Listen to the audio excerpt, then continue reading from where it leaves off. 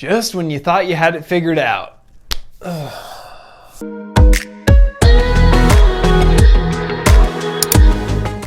Hey, what's going on? This is Hans Struzyna with the Gunderman Group, coming to you with another video today. Wanted to do a market update, really just to share some anecdotes and some thoughts and some experiences that I'm having here on the ground in the local East Bay real estate market to give you really a sense of what's going on. There won't be a lot of data or graphs in this one, more a sense of where we're at, what's happening, some transaction stories, some good stuff like that. And when you get some value out of this video, give it a thumbs up and subscribe to the channel, because I'm going to continue to put out weekly content just like this and you're not going to want to miss it.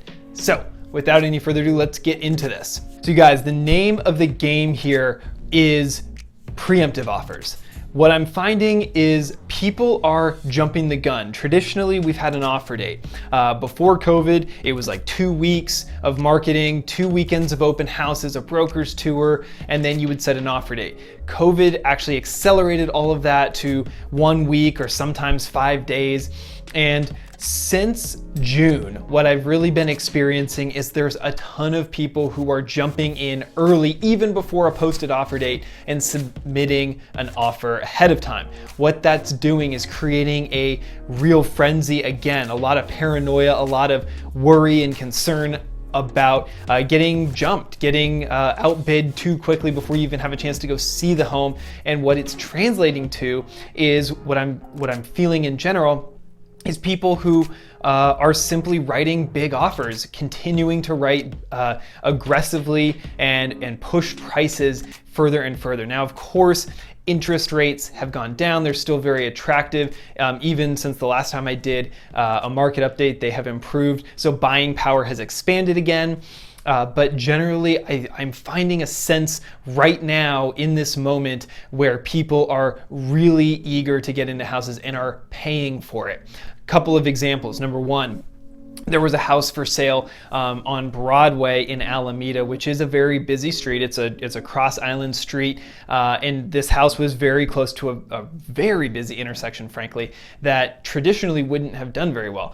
But this house fell on the border of the Edison Elementary School District, which is, by most people's count, the most attractive school district for elementary, just as from a number of metrics. Folks want to be there, especially with all the uncertainty about distance learning versus in person and all that stuff. People are really vying for it.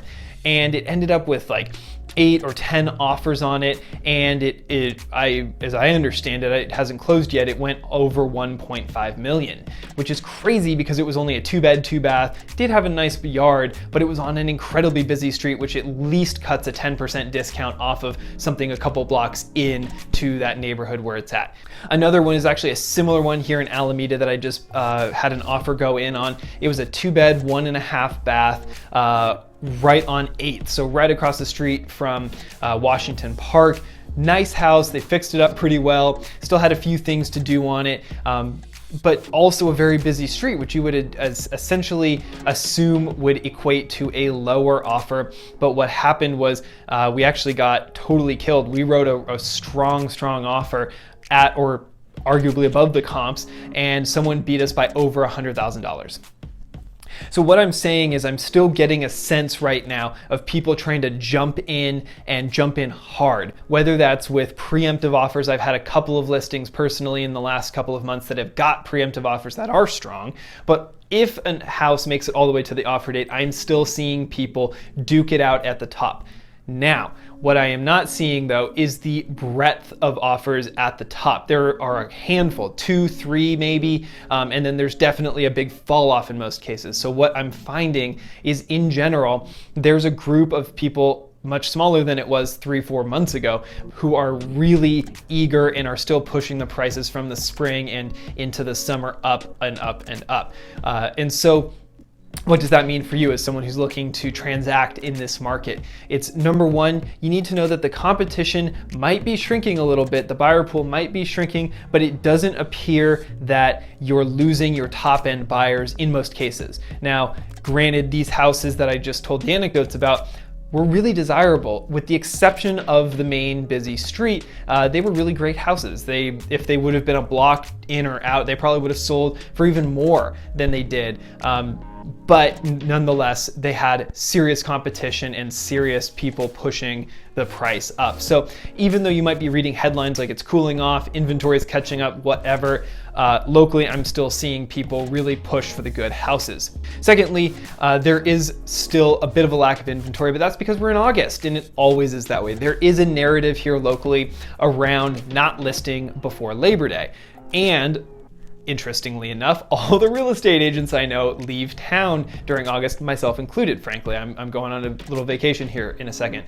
But what you see, generally speaking, is most of the houses hold off until after Labor Day, and they come on in those first 2 weeks of September. So if you're looking to buy, this may be a time to sit tight and wait and observe, and then right when September rolls around, you should see a surge of inventory, and that may be a great opportunity for you to strike, because hopefully all the people who were really striving to get in for the school year, for the school district, whatever, have done so, have really beaten each other up, and then you can come in and be towards the top of that pile now.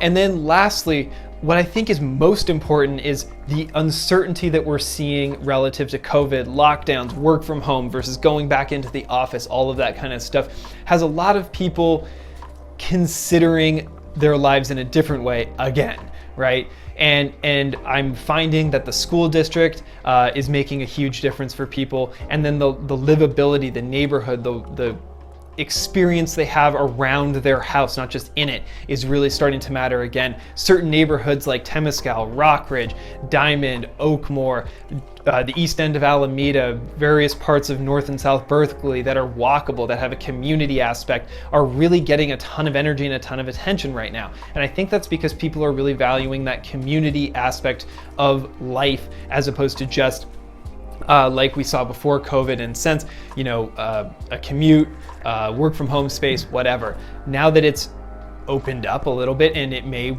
go back and forwards, right? But I think that people are really starting to value who their neighbors are, where they are, what the values of the community that they plant themselves into. Obviously, schools and sports and rec programs and all of that kind of stuff is starting to matter again as well. But that vibe, if you're one of those people or you live in one of those houses, you can attest to that as being really important. So I think that is subtly, and in many cases not so subtly, coming in to play with our buyer pool, and thus is driving our real estate market here in the moment. So hopefully you got some value out of that, and since you did, go ahead and give the video a thumbs up and subscribe to the channel, because I am going to continue to put out weekly content just like this, and you are not going to want to miss it. So without any further ado, I'm Struzyna with the Gunderman Group, signing off for now. See you on the next one.